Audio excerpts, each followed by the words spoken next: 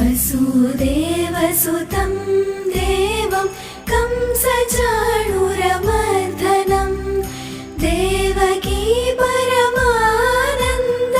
कृष्णं वन्दे जगद्गुरुम् अतसि पुष्पसङ्काशं हारनूपुरशोभितम्